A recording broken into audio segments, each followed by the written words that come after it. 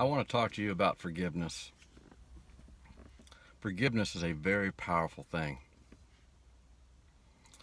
A lot of people today do not know how to forgive and truly forgive. And what I mean by that is they say, I forgive you, but I won't forget. That's not true forgiveness. I want to tell you a little story. I had a brother that died 27 years ago. He was murdered. Second night on the job at a convenience store. Got robbed. And they put a gun to his head and shot him. I'll never forget that night. I'll never forget before that when my brother was at the table with me playing a board game called Risk. We did that all the time. And he was my best friend. And I love him very much.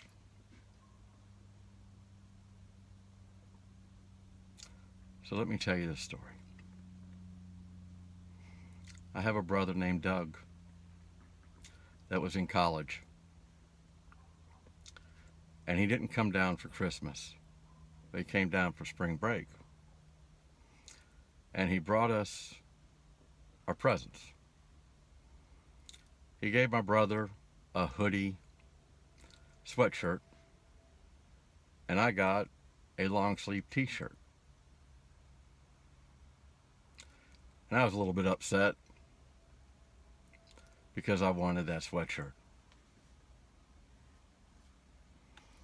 Well, as my brother was walking out the door to go to work, he turned around and he threw me that sweatshirt. He said, "Here, I know how much you want this." And I said, "Thank you." That was the last time I saw my brother.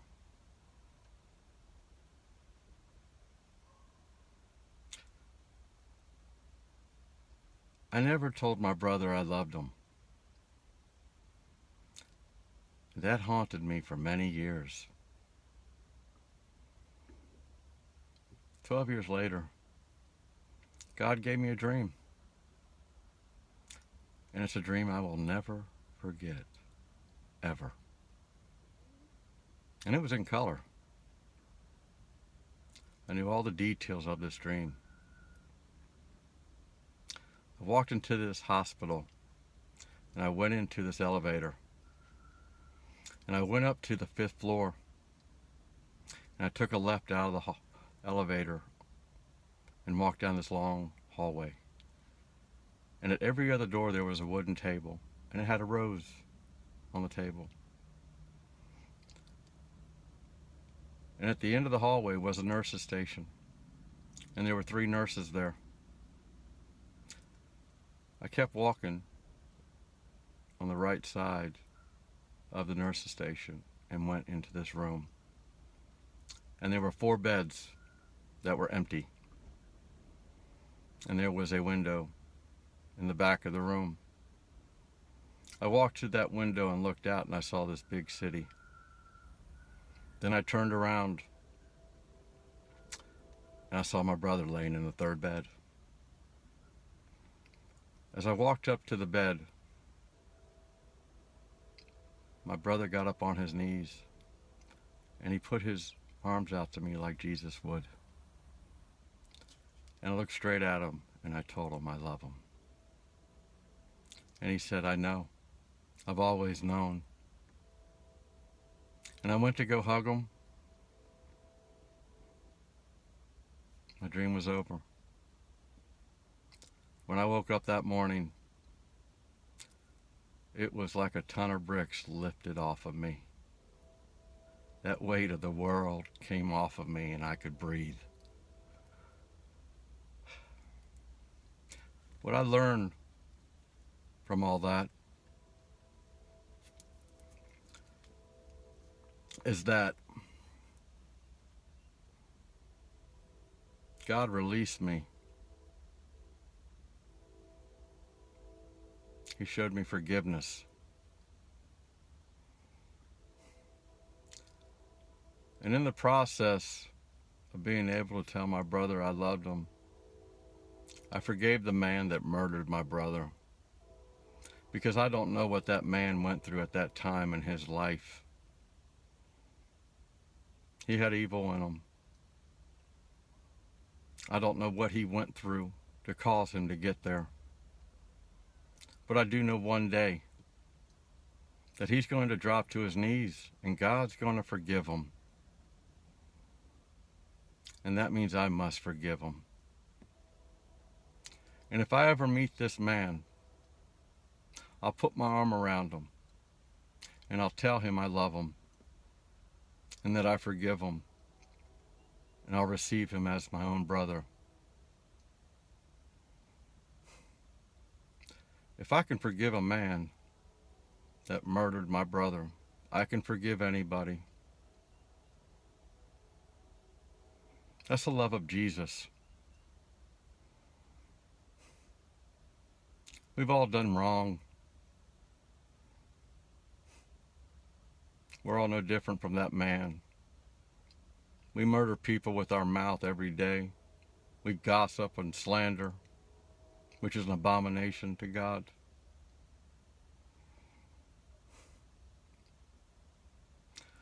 I learned a lot of things from that experience. I'm not going to think about the bad. I'm going to share the good with you. And this is the good.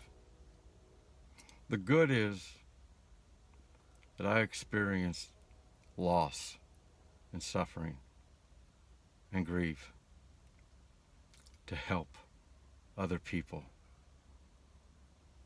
that went through the same thing that I went through. You see, we have to forgive people for the littlest things because we want forgiveness too.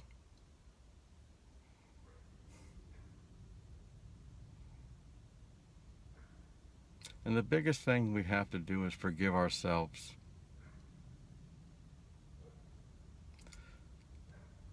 You have to forgive yourself for the things you've done in your life, just like I had to forgive myself for the things that I've done in my life.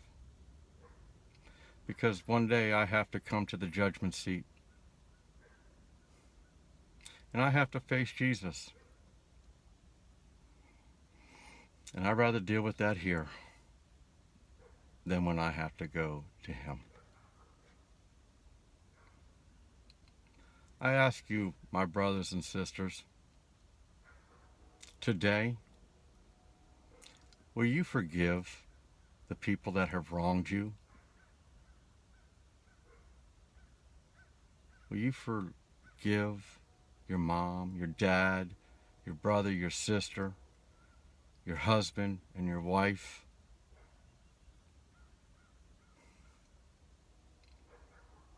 Because we would want that forgiveness too.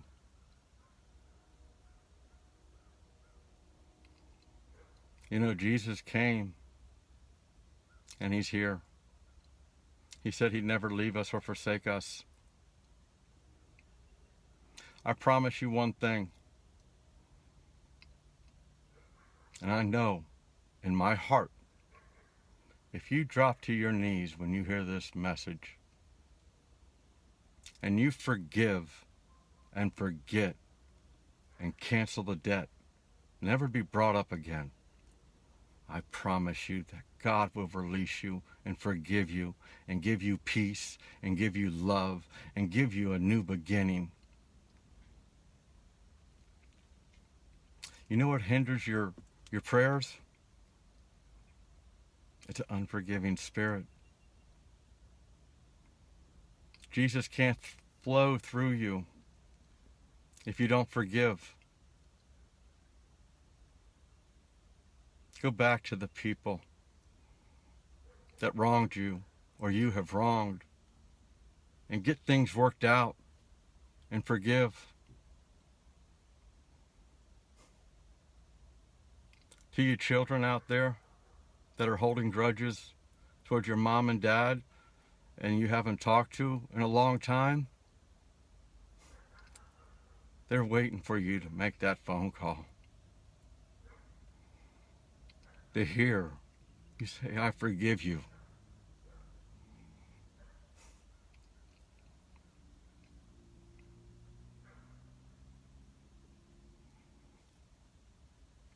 They are burdened down.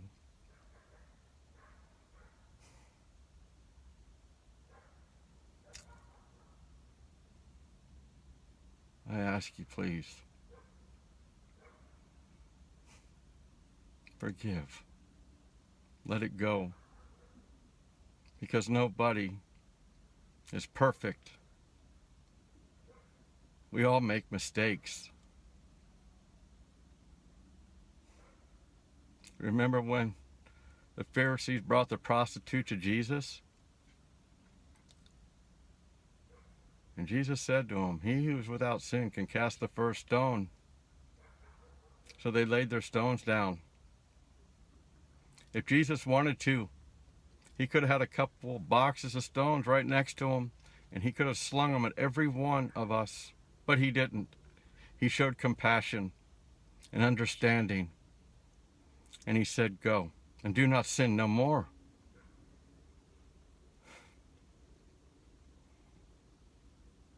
You know what keeps you from saying, I'm sorry, please forgive me? It's your pride. Because you think you're strong. No, you're the opposite. You're weak. You have an ego. Being a man is turning around and saying, hey, I'm sorry. Please forgive me. I didn't mean what I said.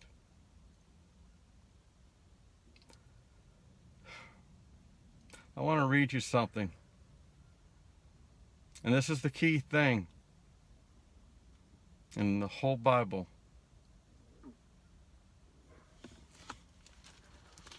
Then Peter came to him and said, Lord, how often shall my brother sin against me, and I forgive him?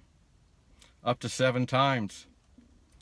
Jesus said to him, I do not say to you up to 7 times, but up to 70 times 7.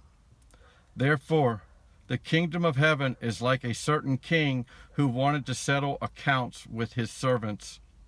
And when he had begun to settle accounts, one was brought to him who owed him 10,000 talents. But as he was not able to pay, his master commanded that he be sold, with his wife and his children, and all that he had, and the payment be made. The servant therefore fell down before him, saying, Master, have patience with me, and I will pay you all. Then the master of that servant was moved with compassion, and released him, and forgave him of the debt. But that servant went out and found one of his fellow servants who owed him 100 denarii. And he laid hands on him and took him by the throat, saying, Pay me what you owe. So his fellow servant fell down at his feet and begged him, saying, Have patience with me, and I will pay you all. And he would not, but went and threw him into prison till he should pay the debt. So when his fellow servants saw what had been done, they were grieved, and came and told their master all that had been done. Then his master, after he had called him, said to him, You wicked servant, I forgave you all that debt because you begged me. Should you not also have compassion on your fellow servant, just as I pity on you?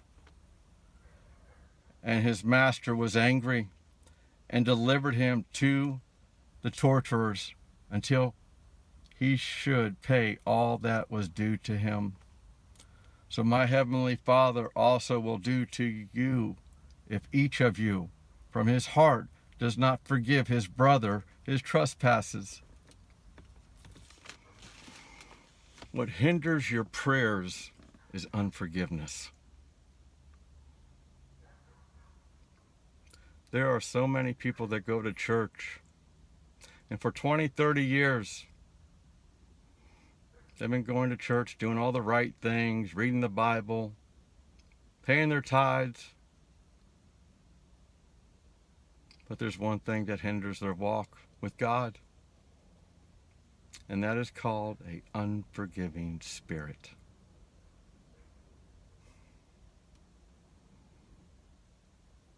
What causes a quick-tempered man anger, bitterness, resentment, and hate? It's an unforgiving spirit. Jesus is waiting for you right now. Will you forgive and forget and cancel the debt? Do you want to see people in prison? Because you're right there with them. And until you take the key and open up the door, you're going to be stuck.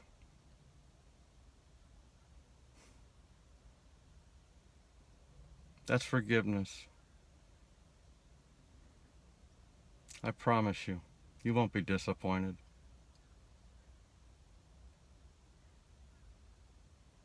Let's set some people free.